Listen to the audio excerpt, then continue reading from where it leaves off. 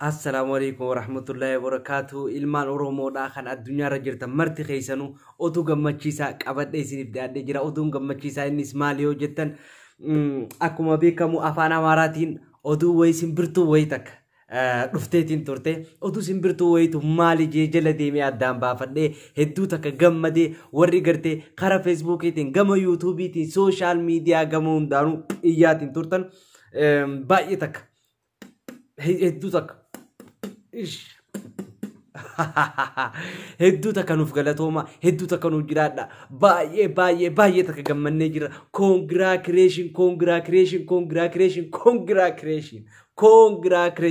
mabruuk aleek maali jechuun keessaniin oolu ummanni keenya ilmaan lammiilee Itoophiyaa saba Oromootii fi akkasumas saba Salamoonni maneedhaa Saudi Arabiyaa keessatti argaman inshallah taala torbee kanaa fi torbee dhufu keessa ni galan ja'anii akhbaara ajaa'ibaatu deemaatiin jira. Mee gartee itti gaafatamaan diiyaaspooraa Saudi Arabiyaa kan gartee qajeelfama Abiy Ahmad irraa fudhatee ittiin dhufe akkaataa itti dhufeeti waan itti dhufe waliin haa dhaggeeffannu mee asumarraan. Okay, mee waliin haa dhaggeeffannu. Okay, asumaan waan inni juus gartee afaan Oromootiinis ni khayiiqnu ta'a warroonni gartee waan kanarratti hubannoo hin qabaatinis wanti kun mee haa dhaggeeffannu. በዚህ ጉዳይ ላይ ውሳኔ መስጠት ከዚህ በኋላ እንዴት ለስራው inni kun wanni beekuu qabdan isin tokkoffaadha jechuudha. Namichi kun Abiy Ahmadiitu erge. Namicha kana Abiy Ahmadiitu erge. Sababni itti erges wanni sooshaal miidiyaa irra deemaa jiru kun dhugaadha moo dharaa? Garuu haga ilaa irratti lammiilee keenya Saudi Arabiyaa maneedhaa keessa jiran arkuu dhabanii isaa dila akkatti iyyan kana dila namnichi keessaa du'u dila namni huccuu yaafatee akka ta'u dhabee qorraan balaa xaarra ciisaa jiru kan amanuu dadhabee Mr. Dr. Abiy Ahmad nama ergee adda baafatee okay adda baafachuun isaa rakkoon qabu haala lammiiluma Oromoo tana ummata sabaa sablamoota maneedhaa keessa jiru kana nu magalchuudha. San gartee dhimmi adda baafachuu fi adda baafachuu dhabuusa san hojii mootummaati. Amma wanni nuti ilaallu maali? Namoonni asirratti gaafii kaasanii turan.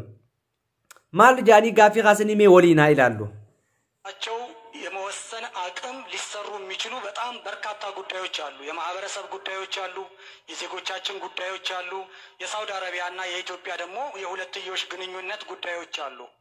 ስለዚህ በዚህ ጉዳይ ላይ እንዴት ልንሄድበት ይገባል በሚለው ላይ የውሳኔ ሐሳብ ይዛችሁ ሂዱ በሚል ከዚህ ቡድን የሚቀርበው ሪፖርት ለሳቸው ለቀጣይ እዚህ አካባቢ ላሉ ስራዎች እንደ ሮድማፕ የሚያገለግል እንደሆነ አምነን በመናደርገው ውይይትም ግልጽና በደንብ የተብራራ ውይይት እንድናደርግ እጠብቃለሁኝ። በተጨማሪም ክቡር አቶ መሐመድ እንድሪስ ሜ ኦበለየን kiye gaafilee gartee hirmaattonni walgahii tanarratti kaasa walgahiin torbee kana keessa guyyaa jimmataati guyyaa kamisaati kataate magaalaa Riyaaditti kataate mee gaafii gartee hirmaattonni kaase kana tokko abbaa wayii tokko afaan Amaaraatiin maal jee waa'ee nuti wanni jireenya keenya gaggeeffachuutu nu dhibaa jira. Garuu asirra walgahiin tun waa'ee rakkina lammiilee keenyaa dhiisanii waa'ee gartee maklaakiyaa gargaaruutiif waliin nu qabanii jee yaada kaasee garuu maayikii ittiin dubbatu harkaa fuudhanii turan. Mee dhaggeeffadhaa. ለረጅም የሚደረግበት ህገወጥም በክብር ነው መያዝ ያለበት። ህገወጥም በዜግነቱ መጠቃት የለበት። ህገወጥም እንኳን ቢሆን ሪሊ በሁለቱ ሀገሮች በዚህ ባለፉት 3 ወራት ውስጥ የተፈጠረ ችግር አለ ወይ?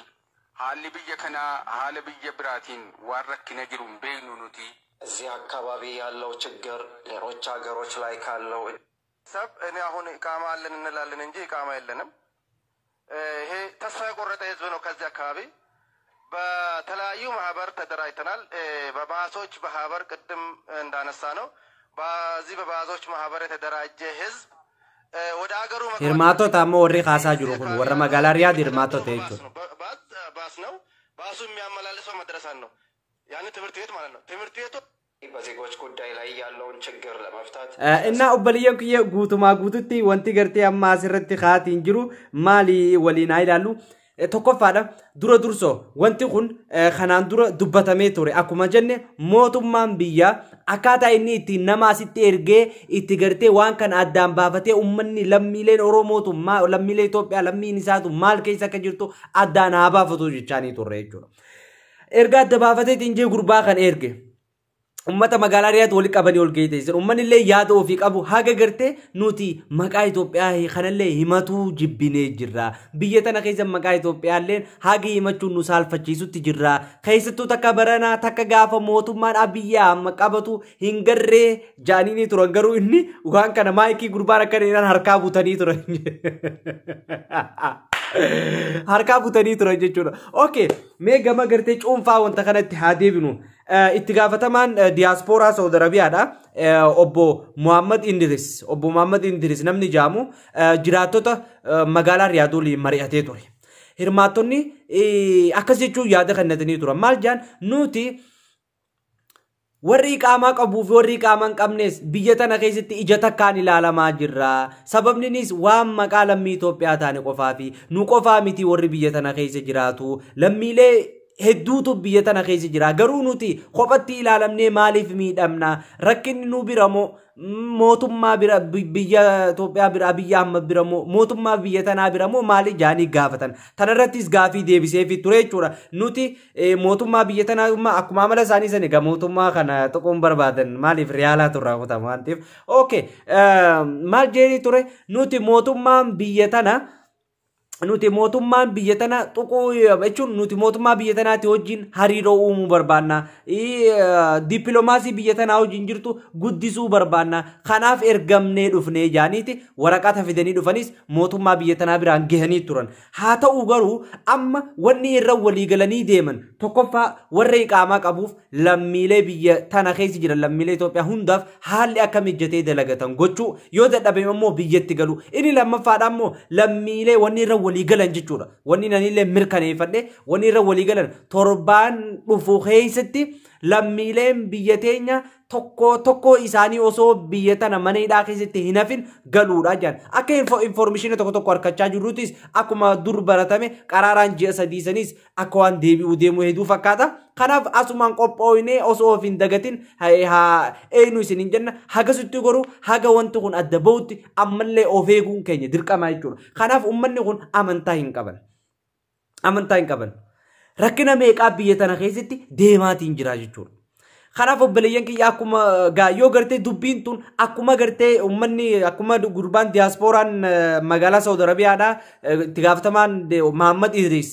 guraageedha fakkaatu silxeemo guraageedha abiyyiitu ergannoo abiyyiiti jechuudha waan gartee mootummaa biyya tanaa biraan ga'us akka dippiloomaasitti waraqanni katabamee itti kenname ni jira jechuudha obboleessa keenya kana dubbiseetiin ture kanaaf obboleessa keenya giseen isin injuu isa gurbaa Muhammad Idrisii miti gurbaa tokko jira saahibis Muhammad Roobin irra dubbatee ture tokko dubbachuufis gana liivirraas fidee yookaan gara yuutuubiitiinis gama keessummaan haftee akkaan affeeru gartee mokoraatiin jira kanaaf dheengadda ani congratulation otuu gammachiisaa jee haga takkittiin rakkina gartee baraan dogoggore maaliif barri imma torbee tokko qofa eega barri jijjiirame malee ani garuu dogoggore bara 2020 jee muddee akkana waraqaan barreeffamee jira isin jee ture odeeffannoo kana hunda durse garuu isin biraan gaheetiin ture jechuudha kanaaf obboleeyyoon kiyya akkasumas ammallee odeeffannoon tun inshaallah biiznillah odeeffannoon tun odeeffannoo bareedduudha lammiileen teenya torbaan tokkoon booda yoo torbaan dhufu kana keessa jechuudha ala kulliyaan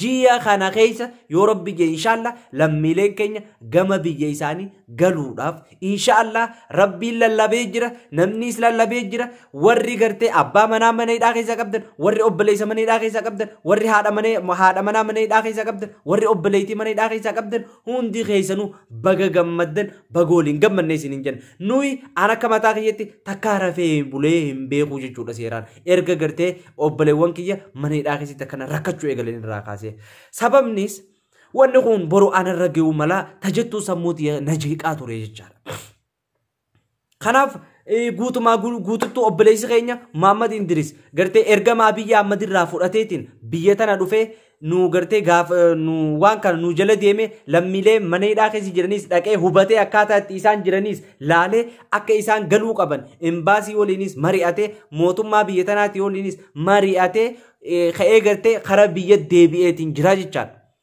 waraqaa fuudhee karaa biyyatti deebi'ee jira jechuudha kanaaf lammiileen biyya teenyaa tun torbee takkaan booda warri akkasii rakkachaa jiran san hundi mana hidhaa keessa inshaallah biiznillah nuuf baan jennee abdii guddoon eegaa jirra jechuudha kanaaf iyyaan keenya bakka nu harkatee jira. Warri rakkachaa dhiphachaa turtan nu waliin hirriba dhabaa turtan hedduun isin galateeffadha bakka ijoollee sanii bu'ee jechuudha.